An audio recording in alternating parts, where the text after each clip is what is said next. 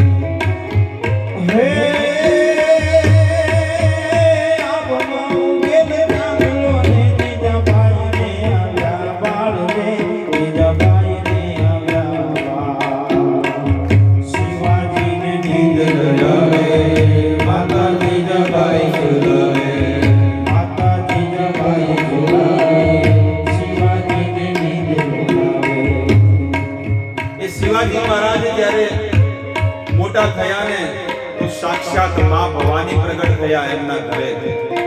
અને માં ભવાની એમને તલવાર આપી કે હે શિવા, હું તને જે આ તલવાર આપું છું ને, આ તલવારથી જેટલા પણ અધર્મીઓ છે ને એનો વધ કરી નાખ અને આ પૃથ્વી પર ધર્મની સ્થાપના કર. ભક્તો, એ માં ભવાનીની કૃપાથી શિવાજીએ આ મહારાષ્ટ્રની અંદર ડંકો વગાડી દીધો, બધા અધર્મીઓનો વધ કરી દીધો અને ધર્મની સ્થાપના કરી. કોના પ્રતાપે? કે ભગવાનની કથાઓ સાંભળતા. જ્યારે શિવાજી મહારાજ માના ગર્ભમાં હતા ત્યારે એમની પત્ની, એમની જે માતા છે ને, રોજ ભગવાનની કથાઓ સાંભળતી, ભગવાનનું નામ લેતી અને એના પ્રતાપે આજે શિવાજી મહારાજ જેવા દીકરા થયા. અમે નાનકડું ભજન એટલા માટે લીધું કે જાણો, જે ઘરની અંદર કૃષ્ણ ભક્તિ અને રામનું ભજન થાય છે ને, દેવી દેવતાઓ એની પર પ્રસન્ન થાય છે, એના પિતૃઓ એની પર પ્રસન્ન થાય છે. એટલા માટે ઠાકોરજીનું ભજન કરો, ભગવાનનું ભજન કરો, કૃષ્ણનું ભજન કરો, તુલસીજીનું સેવન કરો. આ તુલસી મહારાણી છે ને આપણા જીવનમાં મુખ્ય અંગ છે. ભોજન વગર ચાલશે પણ તુલસીજીના સેવન વગર આપણે જીવનમાં નહીં ચાલે. આ બધા કડક નિયમોનું તમે પાલન કરો.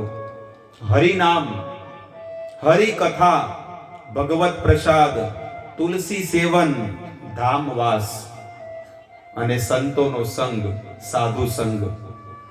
ચૈતન્ય મહાપ્રભુ કહે છે, એ પાંચ અલ્પેર સંગ કૃષ્ણ જન્મ પ્રગટાય, કૃષ્ણ પ્રેમ પ્રગટાય.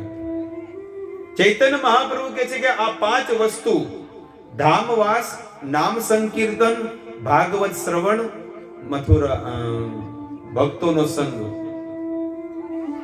પાંચ વસ્તુને જો જીવનમાં ઉતારે ને તો એનું જીવન ધન્ય ધન્ય બની શકે છે. સુદામા સોનાના સિંહાસન પર બેઠા છે અને એ દ્વારિકાના નાથ ભગવાન આંસુડાઓથી એ સુદામાના ચરણ ધોવે છે. સુદામાને એમનો અભિષેક કર્યો, સુદામાએ સ્નાન કર્યું, ત્યારે એમને નવા વસ્ત્ર પહેરાવ્યા. ભગવાનના જે વસ્ત્ર હતા ને એ સુદામાને પહેરાવ્યા, રજવાડી વસ્ત્ર. પીળું પીતાંબર જે ભગવાન પહેરે છે, આજે ભક્તને આપ્યું છે પહેરવા માટે. સુંદર મજાના વસ્ત્ર પહેરાવીને સુદામા ભોજન બનાવ્યા છે, 56 ભોગ, અને ભગવાન જમાડે એટલે બધી પત્નીઓ પૈકી અમે બી જમાડશું. સુદામા વિચાર કરે કે 16,108 કોળિયા મારે તો 1 વર્ષ ચાલે, કારણ કે બધી એક એક કોળીઓ જમાડે તો સુદામા કે મારું વર્ષ થઈ, આ તો મારે વર્ષનું ભોજન છે. એટલે ભગવાન દ્વારકાધીશને કહે છે કે તમે જમાડો એટલે બધું આવી જાય, તમે જ જમાડો. ત્યારે ભગવાન આજે સ્વયં, જે આખો સંસાર ભગવાનને જમાડે છે, પણ આજે ભગવાન એક ભક્તને જમાડે છે, સુદામાને જમાડે છે. બંને જણા બહુ વાતો કરે છે. સુદામા નાનપણની વાતો, અને હવે કહે છે કે સુદામા, દ્વારકાધીશ ભગવાન કહે છે કે મને ક્યારે લગ્નમાં બોલાયા નહીં.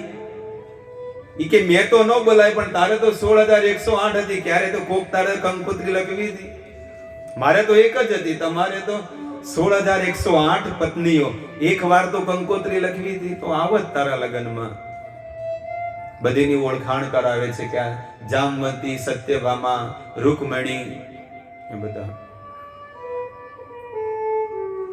બંનેનો નાનપણનો સંવાદ. કે હે સુદામા, તને યાદ છે આપણે ઉજ્જૈનમાં ગયા હતા ભણવા, એમને કોઈ ખુરશી આપો બેસવા માટે, થોડી દયા કરો બેનો. કોઈનામાં એવી દયા હોય કે જે લોકો નીચે બેસી શકે, એ લોકો નીચે બેસે અને એમને ખુરશી આપો. આ વક્તાને ન કહેવું પડે, પણ જે સેવકોને આ ધ્યાન રાખવું જોઈએ. હું 15 મિનિટથી જોઉં છું.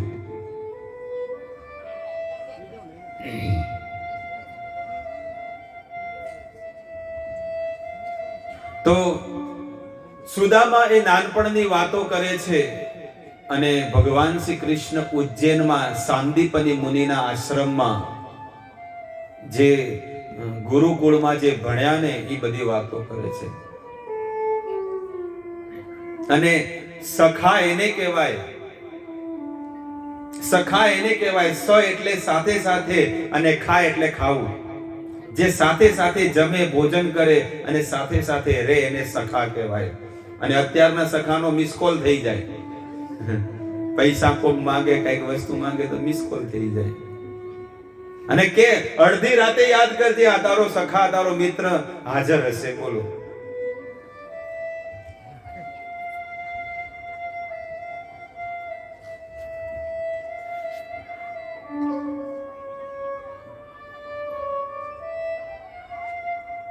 દ્વારકાધીશ એ બધી કથા યાદ કરે છે કે આપણે ઉજ્જૈનમાં સાંદીપની મુનિના આશ્રમમાં વિદ્યા ભણવા ગયા.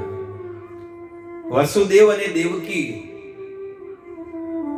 એ ભગવાનને છે ને સાંદીપની મુનિના આશ્રમમાં ભણવા